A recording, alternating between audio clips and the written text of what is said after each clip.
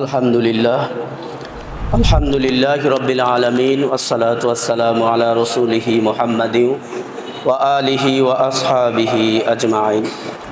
قال النبي صلى الله عليه وسلم خيركم من تعلم القرآن وعلمه। সর্বপ্রথম আল্লাহ তাআলার দরবারে লাখো কোটি শুকর আদায় করি যে মহান রব্বুল ইজ্জত আজকের এই পবিত্র সবক অনুষ্ঠানে দারুল কোরআন ইন্টারন্যাশনাল মাদ্রাসায় উপস্থিত হতে পেরেছি।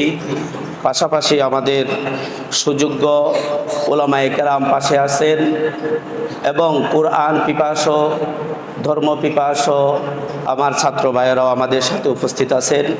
এই জন্য শুকর আদায় করি বলি আলহামদুলিল্লাহ। আমি অসুস্থ, কথা বলতেও পারি না, বলার ওই যোগ্যতাও আমার কাছে নাই, তারপরেও বলতেছি।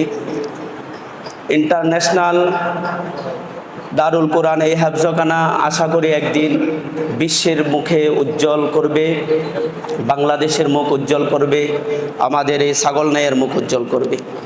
আমরা অনেক দেখতেছি বাংলাদেশের মধ্যে যারা 11 জন মিলেও বাংলাদেশের মুখ উজ্জ্বল করতে পারে নাই, কিন্তু ইদানিং আমাদের এই মাদ্রাসাগুলো থেকে ছাত্ররা বিশ্বর মুখে বাংলাদেশের মুখ বারবার উজ্জ্বল করছে।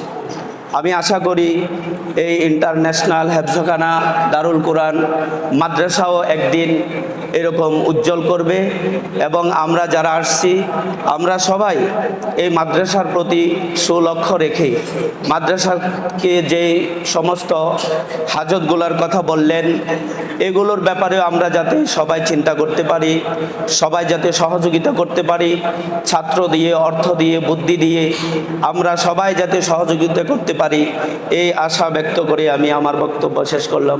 আসসালামু আলাইকুম ওয়া রাহমাতুল্লাহ।